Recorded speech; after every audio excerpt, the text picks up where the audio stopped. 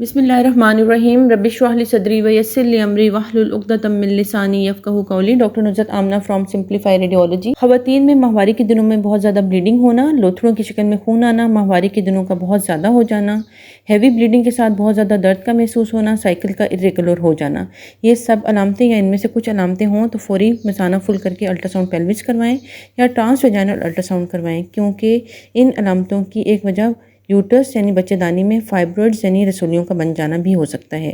बच्चेदानी की रसोलियाँ गैर शादीशुदा और शादीशुदा दोनों किस्म की ख़वातीन में हो सकती हैं। फाइब्रॉइड यानी रसोलियाँ बनने की कोई मुस्तनिद वजह अभी तक कंफर्म नहीं हुई, लेकिन hormonal imbalance, birth control pills, ज़्यादा वज़न और हाई एनिमल प्रोटीन लेने वाली ख़वातीन में फाइब्रॉइड होने के ज़्यादा चांसेस होते हैं। इसके अलावा जेनेटिक और फैमिली हिस्ट्री भी पॉजिटिव होती है। फाइब्रॉइड आम तौर पर कैंसर में तब्दील नहीं होते। फाइब्रॉइड बनने की सूरत में अलामात इस पर डिपेंड करती हैं कि फाइब्रॉइड बच्चेदानी में किस जगह बना है और इसका साइज़ कितना है।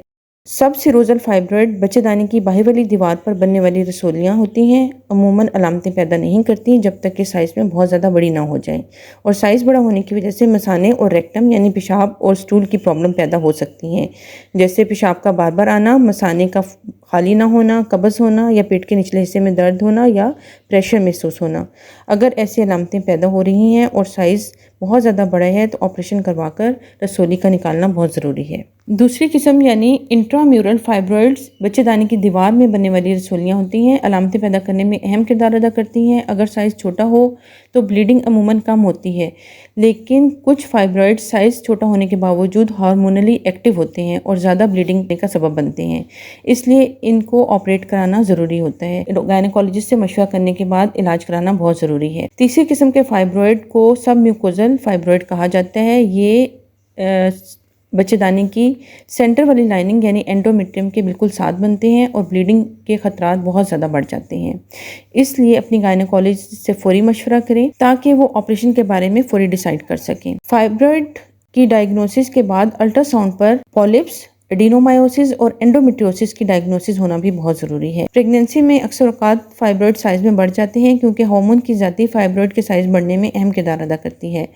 फाइब्रॉइड की ट्रीटमेंट मरीज़ की उम्र, मैरिटल स्टेटस और मर्ज़ की शिद्दत के मुताबिक की जाती है। मैरिड लाइफ में जब फैमिली कंप्लीट ना हो तो शदीद अलामतों की सूरत में सिर्फ फाइब्रॉइड को निकाला जाता है, जिसके लिए लेप्रोस्कोपिक सर्जरी या मायोमेक्टमी की जाती है ताकि यूट्रस को प्रिजर्व किया जा सके। कुछ केसेस में फाइब्रॉइड बच्चे ज़ाया होने और वक्त से पहले डिलीवरी होने के सबब बनते हैं, इसलिए इस तरह के केसेस में फाइब्रॉइड की सर्जरी बहुत ज़रूरी हो जाती है। अगर मरीज़ की फैमिली कंप्लीट है और अलामतें बहुत शदीद हैं और ब्लीडिंग मेडिसिन से कंट्रोल नहीं हो रही तो बच्चेदानी निकालने के लिए गायनेकोलॉजिस्ट के मशवरे पर अमल करना चाहिए। जो लोग किसी भी वजह से ऑपरेशन नहीं करवाना चाहते या उनका ऑपरेशन करना पॉसिबल नहीं है, उनको अपनी गायनेकोलॉजिस्ट से यूट्राइन आर्टरी एम्बोलाइजेशन के बारे में मशवरा ज़रूर करना चाहिए, जिसके ज़रिए बच्चेदानी को खून सप्लाई करने वाली नालियों को ब्लॉक कर दिया जाता है ताकि फाइब्रॉइड सिकुड़ कर आहिस्ता आहिस्ता ख़त्म हो जाए। अगर उम्र 50 साल के आसपास है तो नेचुरल मेनोपॉज करीब होता है, इसलिए कुछ अर्सा मेडिसिन के ज़रिए ब्लीडिंग कंट्रोल की जा सकती है ताकि मेनोपॉज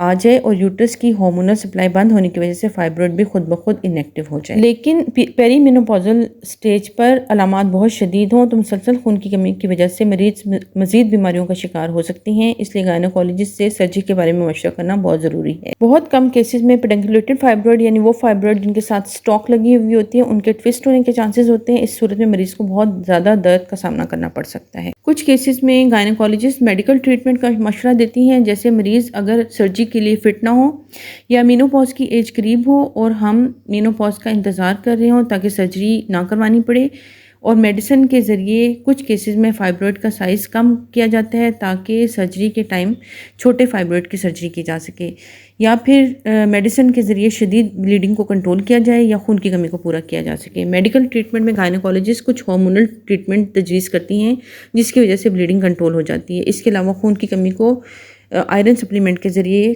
पूरा किया जाता है और शदीद दर्द की सूरत में दर्द दूर करने वाली दवा मुनासिब मिकदार में तजवीज़ की जाती है। इसलिए इन अलामतों और अल्ट्रासाउंड पर फाइब्रॉइड डायग्नोज होने की सूरत में फौरी तौर पर गायनेकोलॉजिस्ट से कंसल्ट करें।